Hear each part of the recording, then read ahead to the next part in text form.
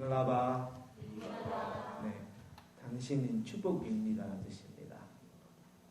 서로가 축복받고 그리고 서로에게 축복이라는 그런 단어를 쓸 줄 안다면 오늘 이 자리가 생길 필요 없습니다. 하지만 우리들은 나는 축복받고 싶고 남에게는 축복을 주기에 아주 아까워하기 때문에 오늘 이 자리가 생겼다고 생각합니다.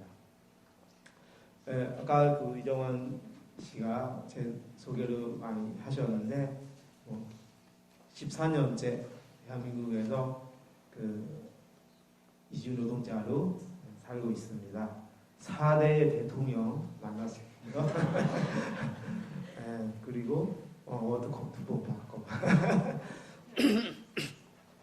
사실 3년 동안 한국에 있다 다시 들어오겠다고 친구들한테 큰소리 쳐가지고 14년째 지금 못 가고 있습니다. 못 가는 이유가 여러 가지 있죠. 제 이야기 속에 다 들어올 텐데요. 한국에 들어오면서 제가 그때 19살이었습니다. 지금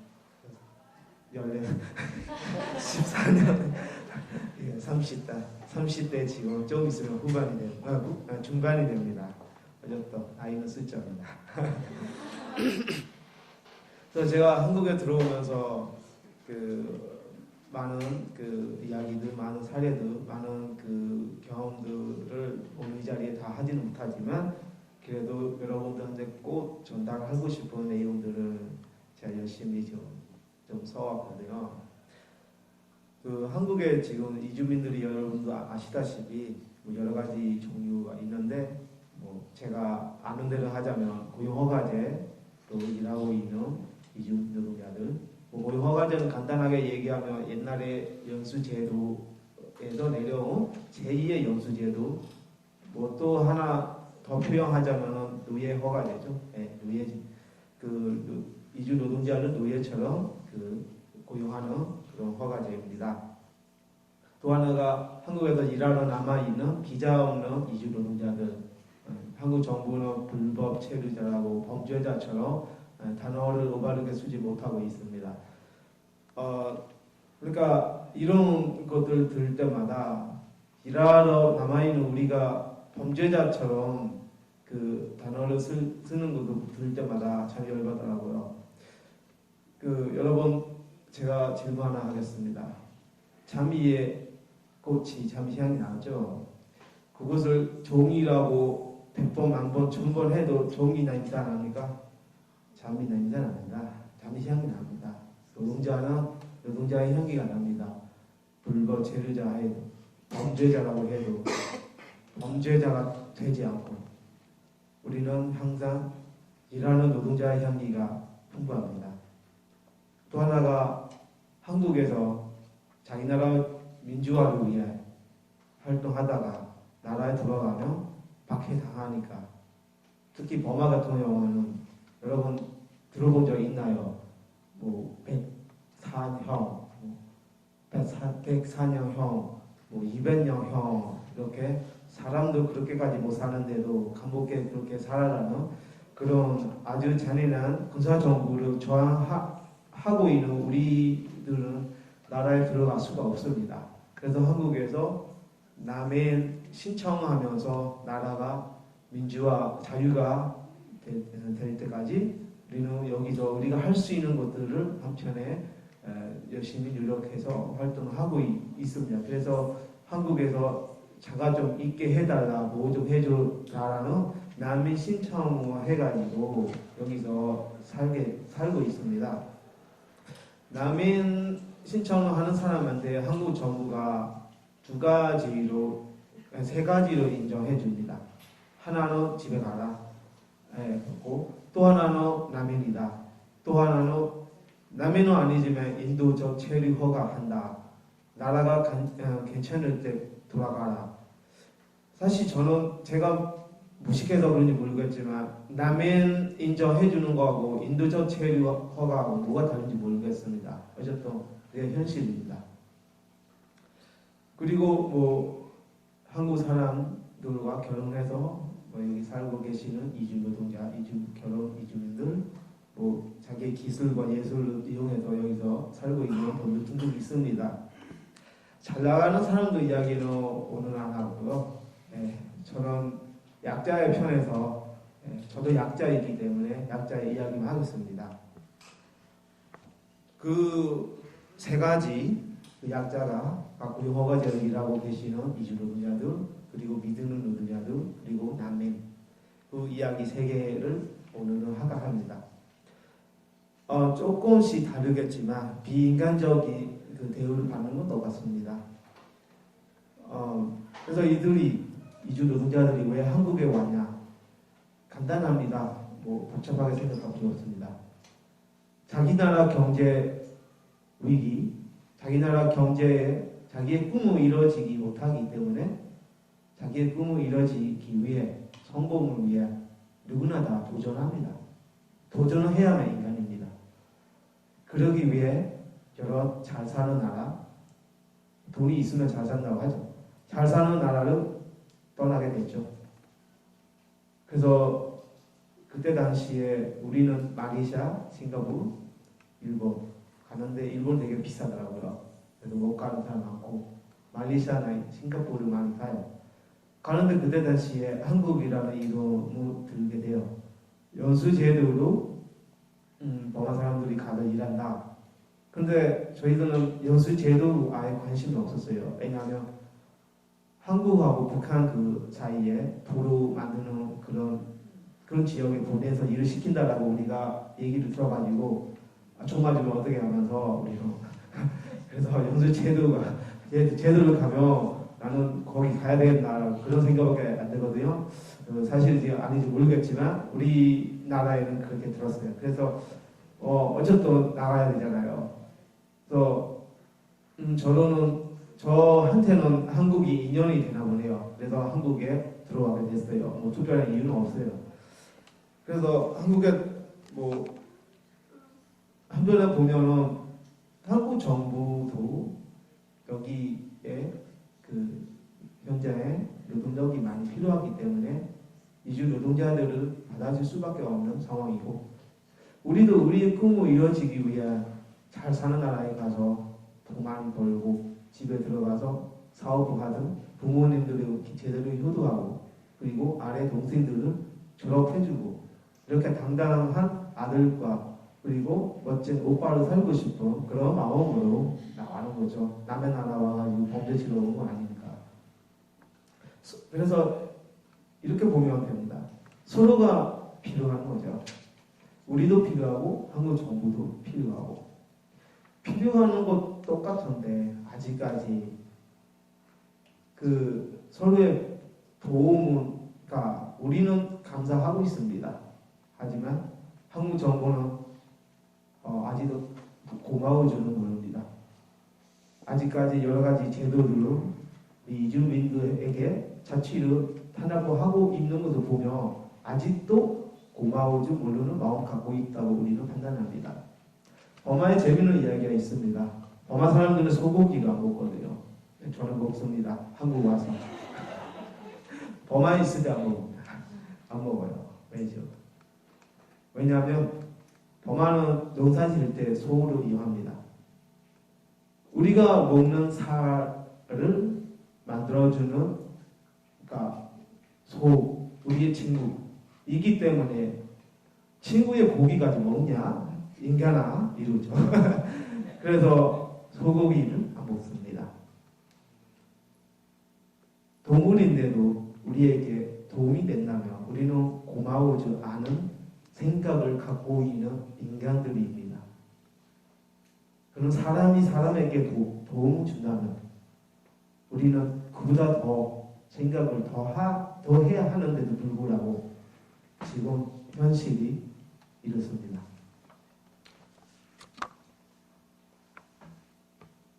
네. 그래서 이주민의 이야기 다시 하겠습니다. 한국에 저 포함해 이주민들의 하루 평균 일하는 시간이 11시간입니다. 그리고 월급은 평균적으로는 110만 원 정도 받습니다. 제가 14년을 꾸준히 가는데 그보다 더 많아요. 저도 일을 11시간 기본이었어요. 특히 추석이나 휴가나 이런 휴일이 있으면 10시 쉰다는 그런 핑계로 3개월 전부터 우리는 새벽 1시까지는 아침 8시 반부터 새벽 1시까지는 우리는 기본적으로 일하면서 사장 기분이 좋으면 좋은 대로 새벽 3, 4시까지 갑니다. 어떤 때는 우리 다음날 6시까지 일해서 목욕탕 가서 사장이랑 같이 샤워하고 그리고 다시 해장국 먹고 다시 일을 시작합니다. 그래서 힘들어서 친구들이 그때 저와 함께 일하는 이주 친구들이 방에서 자고 있어요. 안 나와요. 그럴 때 막 사장이 뭐 제발 좀 나오세요 하면서 아주 부드러운 아주 멋진 미소로 부탁하죠. 일이 없을 때는 얼굴이 완전 괴물같이 생겼지만 일이 바쁘고 일이 있을 때 자기가 바쁠 때 이주 친구들이 안 나오면 정말 잘 모십니다. 네, 대단합니다. 그래서 꾸준히 제가 봤는데 꾸준한 문제는 임금 체불과 그리고 산재입니다. 아직까지도 월급을 못 받고 지금 엄청 열받고 있는 우리 이주 친구들이 어제까지도 저와 통화를 했거든요. 일을 시키고 돈을 안 주는 것이 이게 왠지 이해가 안 갑니다. 물건을 샀으면 그 물건 값을 줘야죠. 그리고 이렇게 보면 됩니다. 사장은 돈을 투자해서 사장이지만 노동자는 우리의 노동력을 투자해서 일하는 또 하나의 사장이기도 합니다.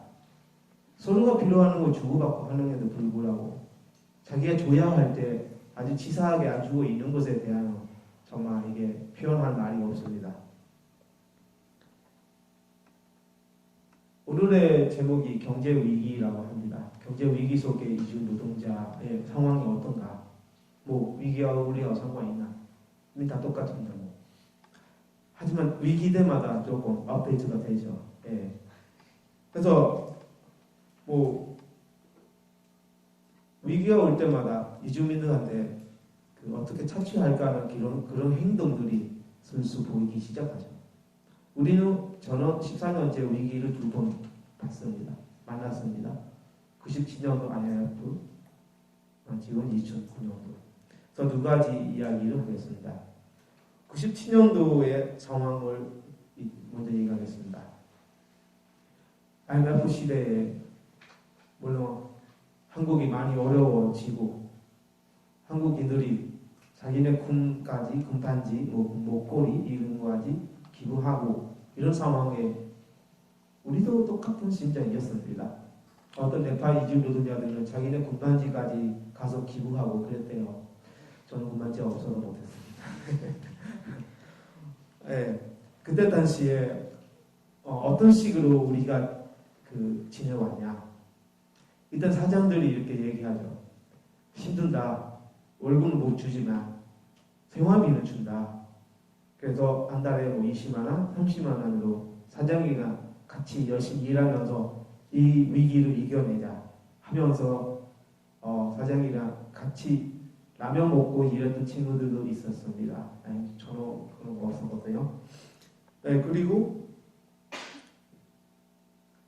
그 월급에서 깎았습니다.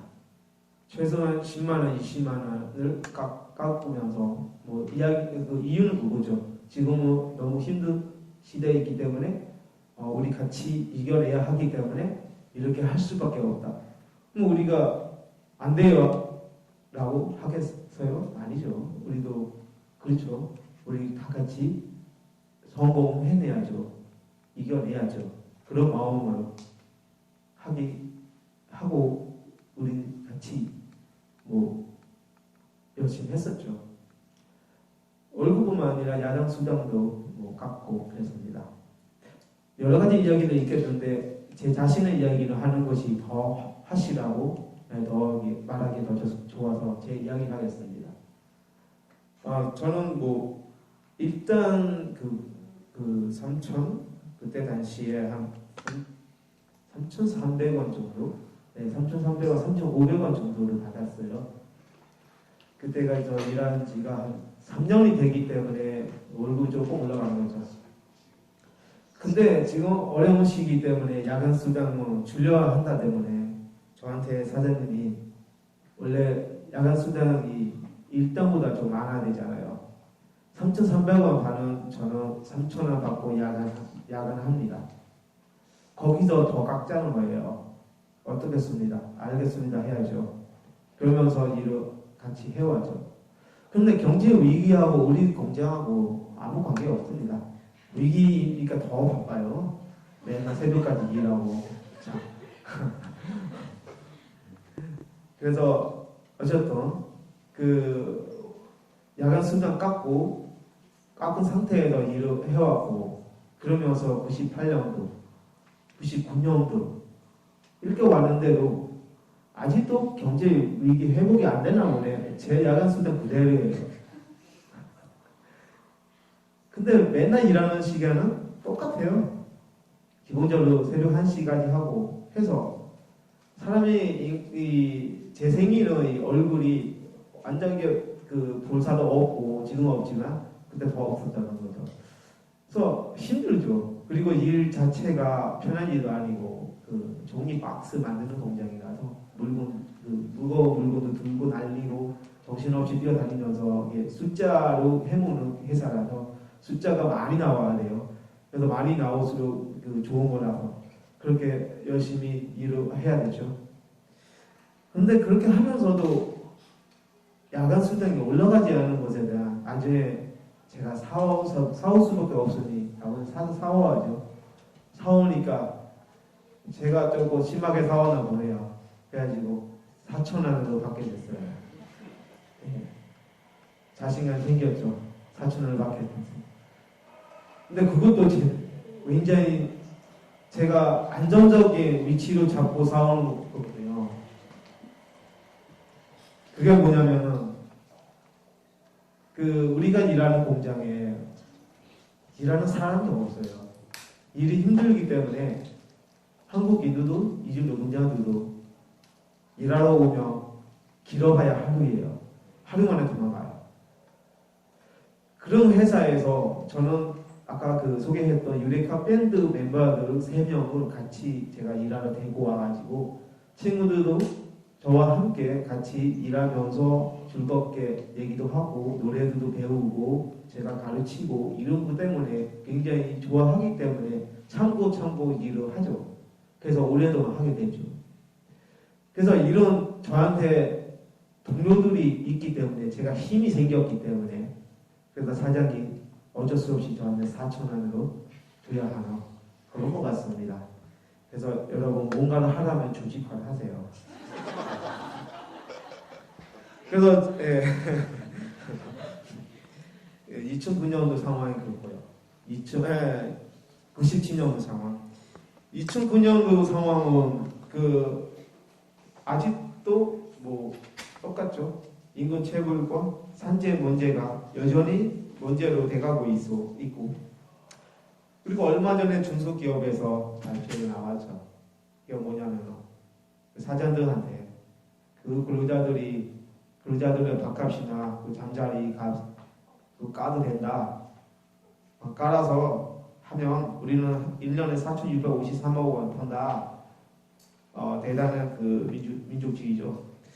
그래서 저는 이렇게 생각합니다. 아무리 민족주의라고 해도 인권에서는 넘으면 안 되잖아요.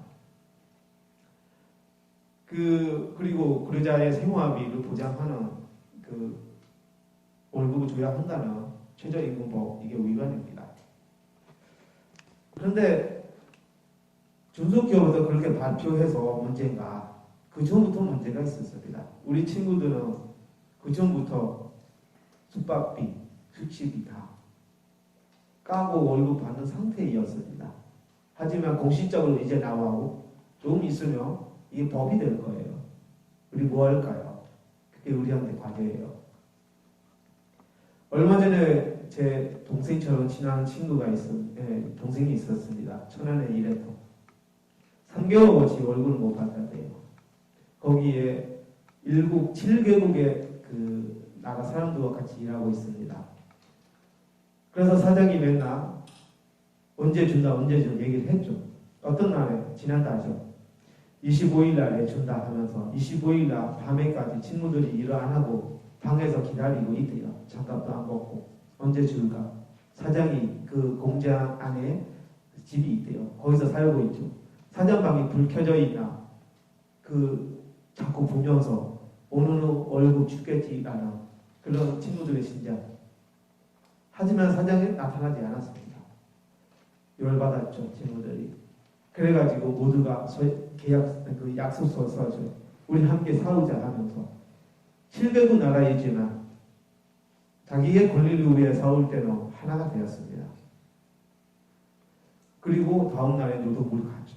노동부 가는 길에 통장에 돈이 들어왔대요. 들어와주면 3개월어치 월급이 아니고 2달어치였고 그래서 전화를 해. 전화하고 제가 일하면서 그 전화를 받고 있죠. 아, 형 월급 들어왔는데 어떻게? 몇 개월어치냐? 3개월 아닌 것 같다. 계속 사와. 이제 출발했으니까 다시 돌아오지 말고 사와라. 이거 문제 생겨서 좀 도와주세요 하면 우리가 너네 도와주러 여기 대사관 열려 있는 거 아니기 때문에 전화하지 말라고 하고 그리고 사람이 죽었을 때 범한 사람이 죽었을 때 나라를 보내야 할 때 대사관한테 연락해서 이 시체 보내야 되는데 어떻게 해야 하나 이 사람이 세금 다 내냐부터 물어봤습니다. 죽는 사람의 세금까지 받으려 하는 이 범아 대사관한테 한 달에 36,000원 세금을 내고 있는 우리들의 상황. 그리고 고용허가제로 범아에서 고용허가제로 한국 들어오려면 정부가 직접 관리하는 거, 운영하는 거 아니라 정부가 시키는 그런 정부의 친척이죠. 친척이 관리하는 그런 슈이아라는 그런 그 업체가 있습니다. 여의도에 있다고 합니다. 그 슈이아 업체가 한 달에 3만 원씩 6개월어치 밀리 한꺼번에 깠습니다. 관리비라고 합니다. 아무 관리도 해주지 않고 관리비는 꾸준히 6개월 밀리 한 달에 3만 원씩 깠습니다. 그래서 그런 것들을 나가고 있는 상태에서 숙식비, 숙박비를 또 한국 정부 중소기업에서 깎는다는 것이 우리는 도대체 한국에서 뭐하러 오나 우리가 무슨 과의가 되는 것 같아. 깎는 것만 당하니까. 그래서 어떻게 보면 그래서 참 이게 말이 표현할 수가 없죠.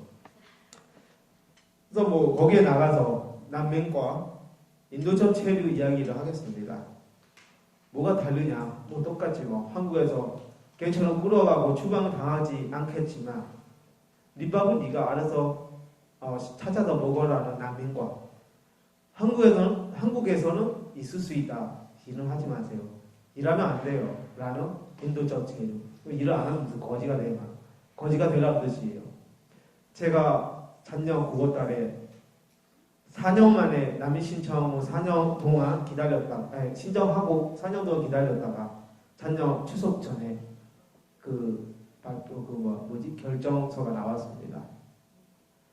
저는 민주화 운동 활동가가 아닌데요. 제가 뭐였나 저도 모르겠네요.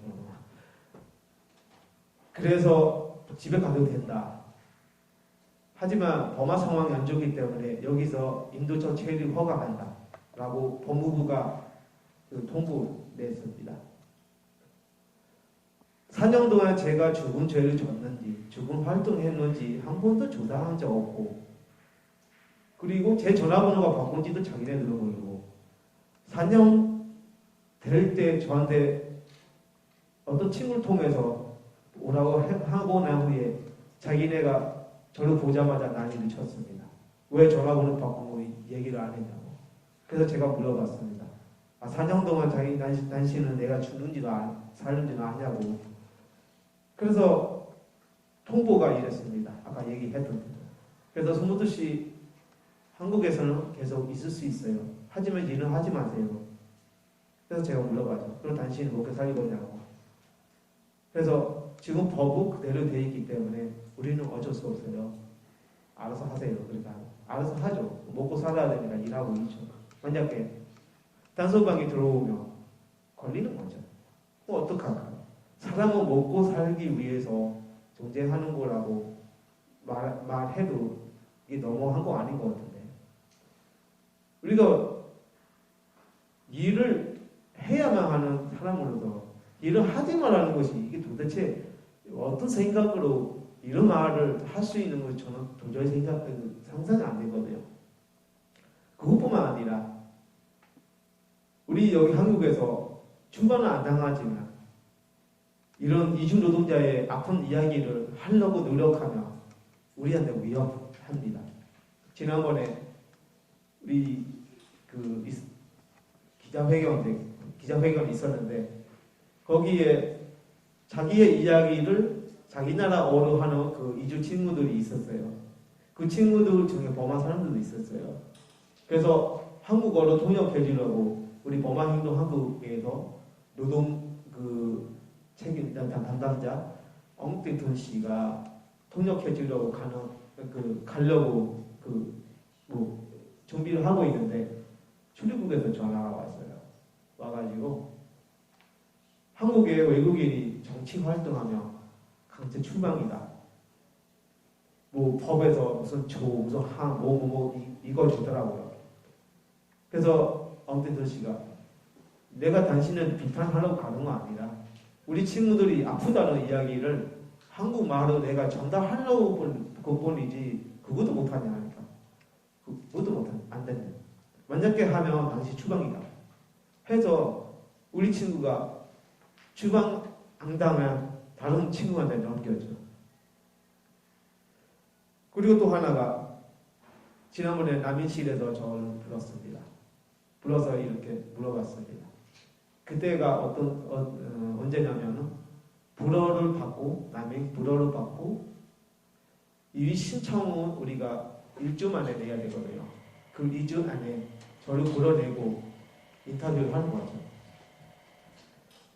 손우트 씨가 버마 행동 한국에서 활동하면서 그리고 버마 행동 한국이 버마의 민주화를 위해 활동하면서 왜 한국 정부를 비판하는 단체들의 성명서에 왜 참여하냐 물어봤어요. 그래서 제가 물어봤죠. 어떤 거예요? 하니 그 여수 보호소 화재 사건이 있었죠. 거기서 이주 친구들 많이 죽었어요. 정부한테 책임이 엄청 커요. 그것 때문에 그 항의하는 그런 단체들 그 성명서에 우리 버마 행동도 당연히 들어갔었죠. 사람 죽는 거 원치 않으니까. 왜 들어가냐고 물어보는 거예요. 왜 들어가냐고 물어보는 질문 자체가 저 이해가 안 가거든요. 그래서 제가 이렇게 말했죠. 우리한테는 한국 정부든 미국 정부든 버마 정부든 인권을 무시하면 우리는 나설 것이라고. 우리한테 인권이 우선이기 때문에 우리는 거기서 참여했다. 그럼 앞으로 어떻게 갈 거냐? 이렇게 갈 거라고 제가 말했습니다. 우리한테 인권이 우선이죠. 뭐가 우선이겠습니까? 인간한테 인권이 우선 아니면 뭐가 우선이겠습니까? 그래서 이유신 전부 불러봤습니다. 어쩔 수 없습니다. 우리는 우리의 위지를 버리고 한국에서 남의 지위를 받으려고는 노력하지 않겠습니다. 지금 어떻게 보면은 말하려고 하는 자기의 아픔을 말하려고 하는 활동하려고 하는 사람들을 없애려고 하는 자체가 도저히 이해가 안 가거든요. 어떤 벽을 없애기 전에 왜 그 벽이 거기에 있는가를 한번 생각해 봐야 되는데 그 벽을 무조건 없애려고 하는 그 행동이 저는 맞지 않다고 생각합니다. 이제 이야기가 다 한 것 같은데요. 하지만 우리는 지금 월급 이야기만 얘기를 해왔는데 제일 중요한 것은 우리들의 건강 안전입니다. 지난 3월 달에 고용허가제로 일하러 들어온 대구에서 범한 친구가 그 종이 쓰레기 수거하는 그 공장, 그 압축 하는 공장에서 일을 하다가 그 압축기에 끼어 있는 것들을 압축기를 빼면서 센서가 고장나가지고 압축기가 내려오면서 온몸을 아예 눌렀습니다. 옆에 있는 사람들이 빨리 정지 스위치를 눌렀기 때문에 피는 나오지 않지만 안에 있는 뼈나 장이나 다 뱃살았습니다. 바로 대구병원 신고하죠. 온몸에 있는 안에 있는 모든 것 하나씩 꺼내서 수술을 해야만 사슬을 따른 의사들의 결정. 결국 지난 5.28 18일 날 돌아가셨습니다. 나이가 20대 초반입니다.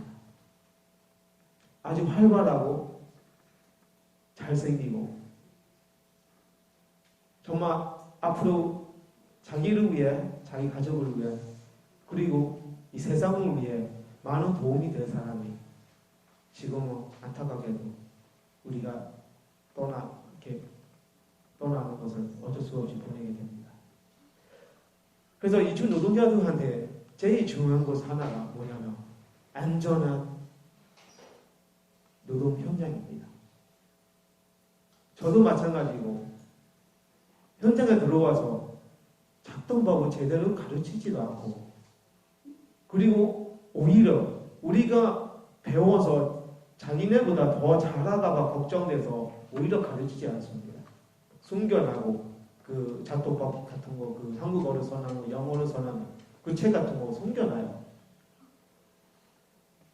참 신기하죠. 그래서 다칩니다.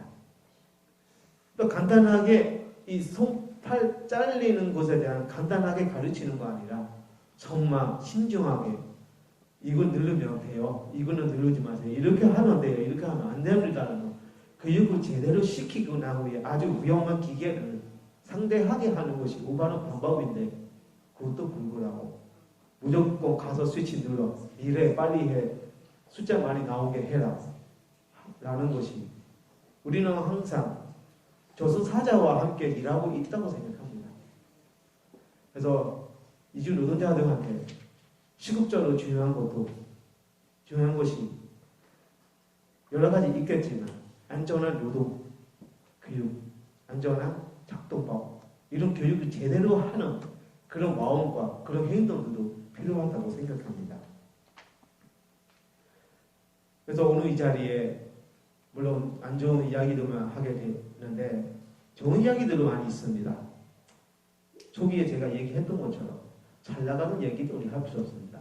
우리는 약자들, 그리고 부족한 것들을 채우자라는 그런 마음으로 이 자리에 모인다고 생각해서 오늘은 그런 이야기들만 하게 됩니다. 남에게 피해는 주는 것이 마을을 건설하는 것 시작이다라는 말을 저는 배웠습니다. 약간 조금 이해가 안 가죠. 남에게 피해를 주는 것이 마을을 건설하는 것 시작이다라는 말이죠. 그것이 바로 우리에게 얘기하는 것입니다. 누군가가 피해 당하고 누군가가 힘들고 있을 때 그 사람이 편하게, 그 사람이 보다 더 좋게 생활할 수 있게, 그리고 지낼 수 있게 어떻게 해줄까라고 고민하고 노력하는 것이 아주 평화로운, 우리가 살기 좋은 마을을 건설하는 것의 시작이라고 생각합니다. 예, 오늘 제 이야기 여기 마치겠습니다.